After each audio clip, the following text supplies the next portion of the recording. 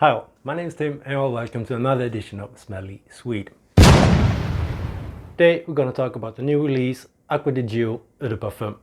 Now, first a quick look at the bottle. You can see the top, the cap is in wood.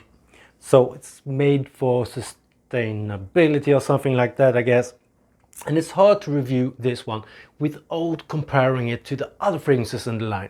But first I'm going to briefly talk a little bit about Profumo. Discontinued, so this one out, this one in, I guess.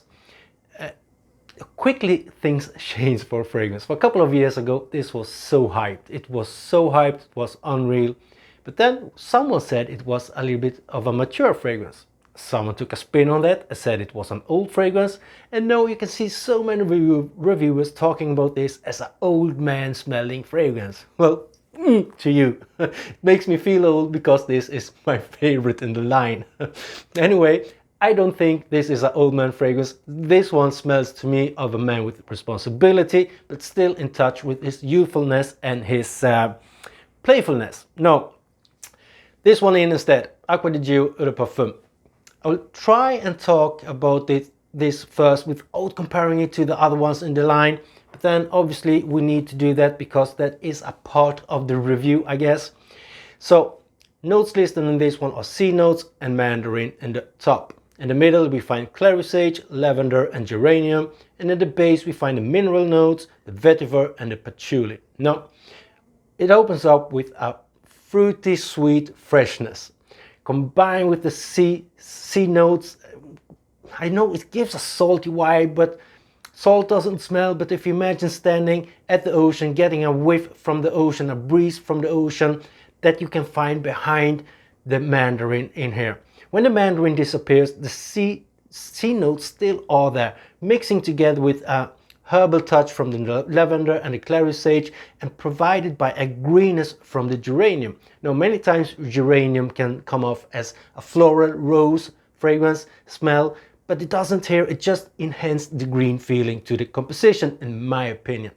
Now the salty vibe, the sea notes, the aqua feeling stays there all the way to the dry down. And in the dry down I can't pinpoint the mineral notes, but I can feel the vetiver, and the vetiver comes off as a smoky dry grass vetiver. So that is, the dry down is what tells this one apart from the other fragrances in the line, mostly to my nose at least. So that is how I think I would describe the smell, the scent of it. Now performance, I've seen people talking about 6 to 8 hours of longevity with a strong projection. I don't get 6 to 8 hours, that is what I get. I've seen people saying they get 10 to 12 hours out of it. I get around 6, I would say top 7 hours, with a rather good projection the first hour. After that it's really close to my skin and it doesn't leave a big scent trail either. So that is a little bit disappointing. No, this was a blind buy for me. I love the DNA of Acqua di Gio, so I knew I would love this one as well, as I think you can find the original DNA in every single fragrance in the line. So for me it was a safe blind buy, as I love the DNA. Now at first I was a little bit disappointed because I didn't feel it took itself away from the other fragrances. It just felt like a mix of all those fragrances together. So in the opening, yeah, you have the original EDT, a small hint of the Profumo that comes a little bit more clear in the mid. You have a vibe from the Essenza in here, a vibe from the Absolute in here, and a vibe from the Profumo. And the Profumo, that is where I think you have the smoky vetiver. As you have the incense in here, here comes the smoky vetiver instead. So it kind of tells that apart, but it gives you an idea where this fragrance comes in. And that is also why I was talking about people saying this one smells old. I feel that the Acqua di Gio, the Armani people have been listening to the reviewers, taking, oh, this is going to get a bad reputation, we replace it with that one, give it a slightly more youthful touch with replacing the incense with a smoky vetiver. That is my opinion about this one. I do love it, I do enjoy it. I gotta wear it a lot this spring and summer, and I'm going to try and show you the sprayer so you can see that it does has a good blast out of it. You do get some juice. I go with 5 sprays of this one.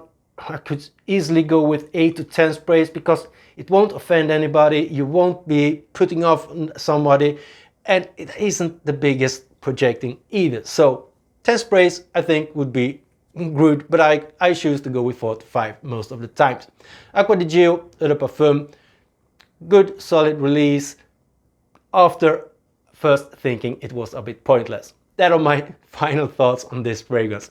Until next time everybody, you know what to do. Stay safe and be well. Bye!